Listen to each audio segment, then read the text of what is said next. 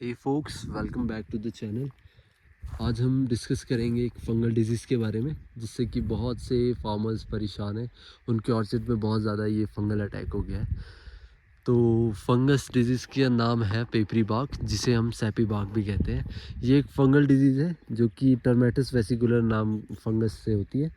और इसको होने का जो मेन रीज़न रहता है वो हमारा जो पुराने टाइम में रॉन्ग प्रूनिंग प्रैक्टिसेस जो फॉलो करते थे उस वजह से ये हुई है। आप देख सकते हैं इस तरह के रॉन्ग कट्स जो लगे हैं मेन ब्रांचेस में, तो ये अभी तक हील नहीं हुए हैं। यहाँ से स्पोर एंटर होते हैं, जो फंगल स्पोर्स है वो यहाँ से एंटर होते हैं और फंगल अटैक और ज़्यादा हो जाता है, सिवियर अटैक हो जाता है आपके ऑर्चर्ड में।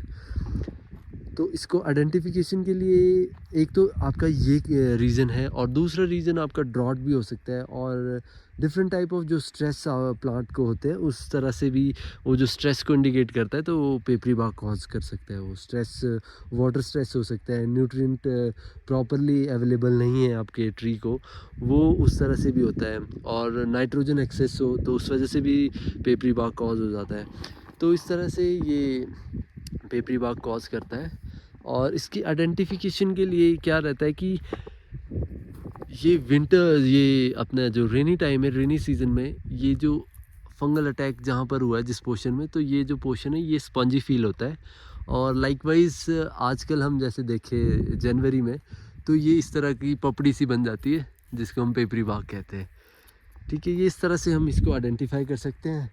और ये बहुत ही सीवियर फंगल अटैक है। ये अगर प्रॉपरली इसको देखें ना हम, तो ये आपका पूरा ट्री डिस्ट्रॉय कर सकता है ये फंगल अटैक की वजह से। और अगर ये ब्रांचेस में तो फिर भी हम अपनी प्रैक्टिसेस से इसे क्योर कर सकते हैं। और अगर ये आपके ट्रंक में हुआ, तो ट्रंक में अगर ये हो गया तो फिर ये बचाना बहुत मुश्किल है, क्योंकि ये मेन पोर्शन में ही हो गया है जहाँ से न्यूट्रिएंट सप्लाई होनी है, तो वहीं से ही ये आपका पेड़ डाई ऑफ हो जाएगा। तो ये सारी चीज़ें इसमें है पेपरी बाग में, पेपरी बाग फंगल डिजीज़ की। और ये जो स्पोर्स है इसमें हमें बात ध्यान रखनी होती है, जो ये फंगल स्पोर्स है ये जर्मिनेट कैसे करते हैं, ये कैसे पेनिट्रेट करते हैं इस ट्री में। तो क्या रहता है कि हमको जो प्रूनिंग प्रैक्टिसेस अपनी फॉलो करनी होती है, ये हमें ड्राई वेदर कंडीशन में प्रूनिंग करनी होती है। अगर हम वेट वेदर कंडीशन में करें, तो जो हम कट्स मारेंगे, जैसे फॉर एग्जांपल मान लो हमने यहाँ कट मारा है, तो यहाँ से वेट वेदर कंडीशन में क्या रहता है कि ये जैसे फंगल अटैक है, तो फंगस को ग्रो करने के लिए मॉइस्चर चाहिए होता है, वो उसके फेवरेबल कंडीशन उसको मिल जाती है, ससेप्टेबल कंडीशन। तो उसको मॉइस्चर मिल गया और वो यहाँ से पेनिट्रेट हो जाएगा। आपने जितने भी कट्स मारे, जितने भी स्टब्स छोड़े हैं, तो वहाँ से वो अटैक हो जाएगा, स्पोर्स वहाँ से एंटर हो जाएंगे और वो फंगल वहाँ पर जर्मिनेट होगा और वो अटैक हो जाएगा, आपकी फंगल अटैक हो जाएगा आपके एप्पल ट्री में। तो आपको ये इन सब चीज़ों का ध्यान रखना होता है। और आपको ध्यान रखना होगा जब आप प्रूनिंग करें, तो प्रूनिंग में आपको जो भी ये अफेक्टेड पेड़ है, जैसे मान लो ये है, तो इसमें किसी भी तरह का स्टब ना छोड़े, क्लीन कट मारे। और जिसकी वजह से कि स्पोर्स वहाँ पर उन स्टब्स में एंटर ना हो। ठीक है, और वहाँ पर पेस्टिंग इमीडिएटली पेस्टिंग करें, सो दैट कि वहाँ पर पूरा सील हो जाए, वहाँ से स्पोर्स की एंट्री के लिए कोई भी जगह ना बचे। और हमें ध्यान रखना होगा जो भी हम प्रूनिंग टूल हम इसमें यूज़ करेंगे इस अफेक्टेड ट्री में, तो वो हम किसी दूसरे ट्री में यूज़ ना करें।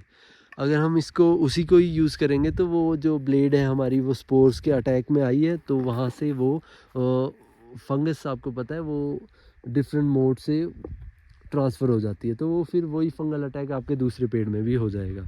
तो इन सब बातों का हमें ध्यान रखना होगा, सो दैट हम इसको बचा सकें। जो ये पेपरी बाग है ये बहुत ही स्टार्टिंग स्टेज है कैंकर की, तो इसे हम बचा सकते हैं अपनी प्रैक्टिसेस से। तो ये सब, इन सब बातों का हमें ध्यान रखना होगा। और एट लास्ट जो हम इसको केमिकल ट्रीटमेंट से हम इसको कैसे बचा सकते हैं, तो इसके लिए हमें कॉपर बेस्ड जितने भी फंगिसाइड हैं, जैसे कि प्रूनिंग के आफ्टर प्रूनिंग हम कॉपर ऑक्सीक्लोराइड करते हैं, ब्लाइटॉक्स जिसे कहते हैं हम, तो उसे आप अप्लाई कर सकते हो। उसे आप फॉलियर एप्लीकेशन कर सकते हो, उसकी बोडो मिक्सचर की आप एप्लीकेशन कर सकते हो, सो दैट कि ये जो फंगल अटैक है वो पूरी तरह से किल हो जाए और ये बिल्कुल भी जर्मिनेट ना हो नेक्स्ट सीज़न के लिए, और इसे हम बचा सके पूरे ट्री को। So that's all, thank you.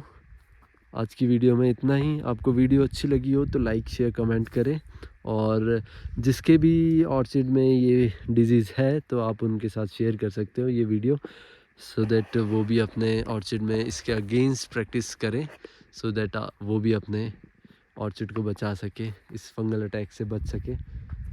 Thank you.